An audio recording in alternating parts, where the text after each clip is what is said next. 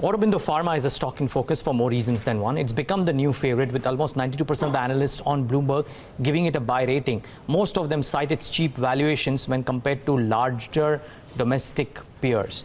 But the question that I think Darshan is trying to ask is whether Aurobindo would still look cheap when you look at its business metrics and compare it to some of the global peers, because that might be the right way to do it. He's standing with an analysis area. Darshan, what's the reason why we're doing this piece? Yeah, so basically, when you speak to people, you speak to analysts and you read a lot of reports, they say that, valuation gives us comfort for Aurobindo Pharma. It's the cheapest pharma stock. But no one knows why it is cheap. So we're trying to do is the fact that find out why, despite the growth, it is still continuing to be the cheapest. And is it really cheap? That's the big question that we're asking. So that's what we're going to answer. So first of all, let's take a look at the P ratio in which it is. So as far as the ratio is concerned, Sun Pharma is the highest on an FY19 basis, 36 times. Aurobindo is available at 17 times. And on an FY20 basis, it's available at 14 times, almost half of what Sun Pharma is. All the others, and we're just comparing the 6 large pharma companies. We're not including the mid cap. So these are the 6 large companies which we are comparing.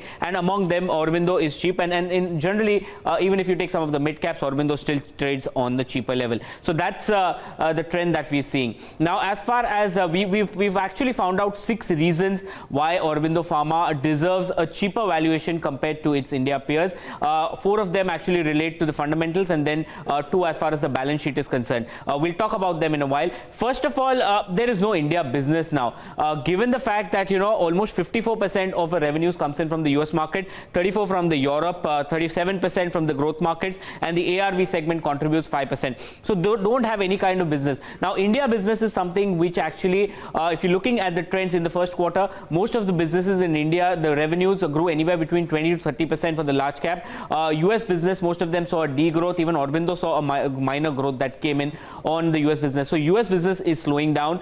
India is where you get a lot of premium multiple, because even if you look at the MNC pharma companies, they trade at a much higher multiple because they get that consumer stroke FMCG valuations that is there. So India business is sticky. There is growth. There is pricing power. So lack of it is something that is impacting Aurobindo Pharma. So the first reason is lack of India business, why it gets a cheaper multiple.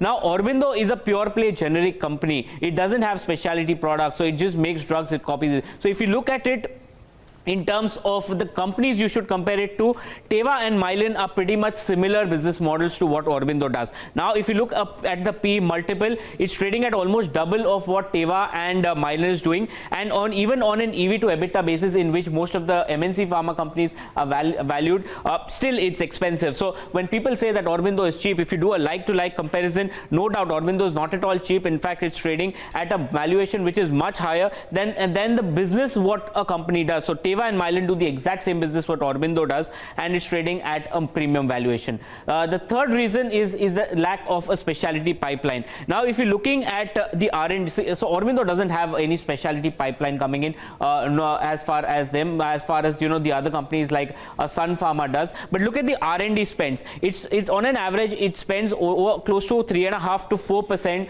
of the sales on R&D. This is the trend that we've seen. The industry average is 8 to 10%. So in case Aurobindo Pharma decides to go in for any kind of specialty products or increase the pipeline, that will have a straight impact as far as their margins are concerned. So there could be a potential hit on the financials if it decides to increase the R&D pipeline. The fourth reason that we want to talk about what Aurobindo is the fact that there is a high base effect in the US. Now look at the growth that has come in, because they sold in a lot of low value, high volume products. So from FY13, their US revenues moved in from $300 million. It's almost become 4 times till FY16. Now the growth is not coming in. FY16, 17 to FY18, look at the growth. From 930, it's moved to close to $1 billion and $1.1 billion. So even there now they are finding it difficult to actually grow. So the base where their core business is, there is issues as far as growth is concerned, and that's why probably on the fundamental side, these are some of the reasons, Neeraj. What about the financials? Yeah. So balance balance sheet is something that we need to watch out for Aurobindo Pharma. Now look at the cash flows that the company had, and I spoke to a lot of analysts, and this is the reason that they say extremely inconsistent cash flows. So you're looking at FY16, they had cash flows of 460 crores, then it moved down to 120 crores. They had a 11600 crore cash flow. Then so there's no consistent cash flows that is there. If there is cash generated, they spend it on acquisitions and all. So if you look at the cash conversion cycle, it's just half times 50% is the cash conversion cycle,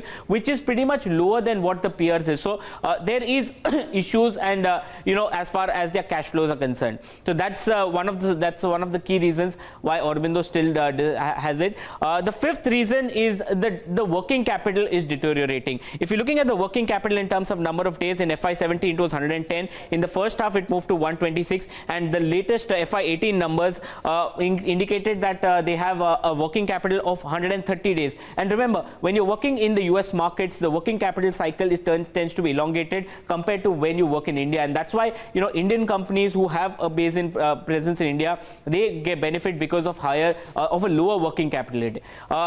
Obviously, there are problems as far as cash flows are concerned. If you're looking at it, inconsistent cash flow, and the reason is that it's a capex-driven model. When you're working as far as a pure generic company is concerned, you're working vertically integrated.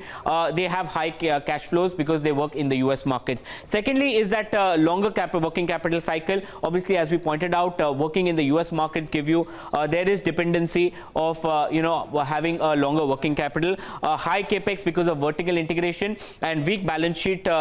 It has a relatively weaker balance sheet compared to some of the prime or premier pharmaceutical company. The acquisition strategy also puts a lot of pressure. They just acquired Sandoz, so that is about it. And the final reason is debt is not a concern. The reason we have put this slide is that there is inconsistent cash flow, and they have not been able to bring down the debt. The debt equity is close to half time, which is 0.5, which is not a concern. But year after year, they have not been able to reduce the debt as they've been speaking. So that's another concern that the street has with Aurobindo, and that is why probably it gets a lower multiple compared to the Indian listed peers. Just a very quick 30-second answer, Darshan. The debt number that you spoke about, have they said that they want to bring it down from the current levels? So in the conference call, they do indicate that they would want to reduce their debt going ahead, but over the years you've seen that the debt has not substantially come down. So when it came down to 3,300 crores, it's again moved up to 4,700 crores.